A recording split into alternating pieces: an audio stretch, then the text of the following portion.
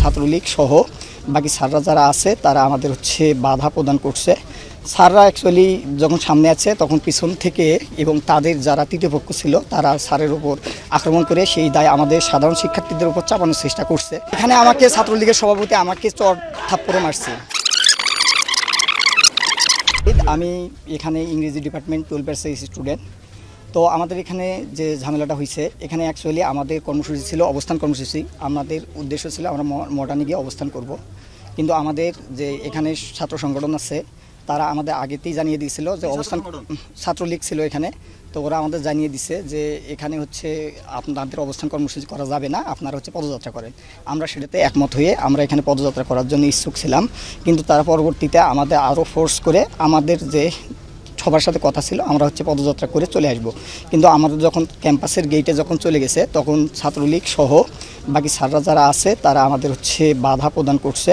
স্যাররা অ্যাকচুয়ালি যখন সামনে আছে তখন পিছন থেকে এবং তাদের যারা তৃতীয় পক্ষ ছিল তারা স্যারের উপর আক্রমণ করে সেই দায় আমাদের সাধারণ শিক্ষার্থীদের উপর চাপানোর চেষ্টা করছে। এই রকম যে আন্দোলন থাকে সেই আন্দোলনগুলোতে বরাবরই ছাত্র তৃতীয় পক্ষ ঢুকে এবং সাধারণ শিক্ষার্থীদের উপর দায় চাপানোর চেষ্টা করে। তাই আমি আপনাদেরকে নিশ্চিত করতেছি যে এখানে না, এখানে আমাকে ছাত্রলীগের সভাপতি আমাকে চর থাপ্পড় মারছে। এখানে উনি আমাকে নিজে স্টিল আমাকে থাপ্পড় মারছে।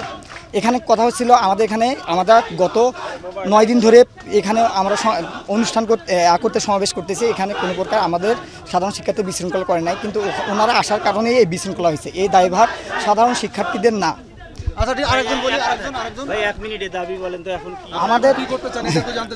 আমাদের দাবি আমরা এখন বর্তমানে এক দফাতে পৌঁছাইছি, সেটা হচ্ছে সকল প্রকার অযৌক্তিক কোটাগুলো, বৈষম্যমূলক কোটাগুলোকে দূর করে প্রথম থেকে চতুর্থ শ্রেণী পর্যন্ত যথাযথ কোটা সংস্কার করা। আর এখানে আমাদের হচ্ছে বিচার বিভাগের সাথে আমাদের কোনো সম্পর্ক নয়, আমাদের সম্পর্ক হচ্ছে নির্বাহী বিভাগের কাছে। কারণ আপনারা জানেন সংবিধানের 29 নম্বর অনুচ্ছেদে বলা হয়েছে সরকারি চাকরির ক্ষেত্রে সকল নাগরিক সমান সুবিধা ভোগ করবে। কিন্তু এখানে আরও আছে যারা অনগ্রসর জনগোষ্ঠী আছে, তাদের জন্য একটা নির্দিষ্ট কোটা ব্যবস্থা থাকবে। এটা কোটা ব্যবস্থা কিছু সংখ্যক অনগ্রসর জনগোষ্ঠীর জন্য এটা সাংবিধানিক অধিকার, কিন্তু 18-এর পরিবর্তে যেটা করা হয়েছিল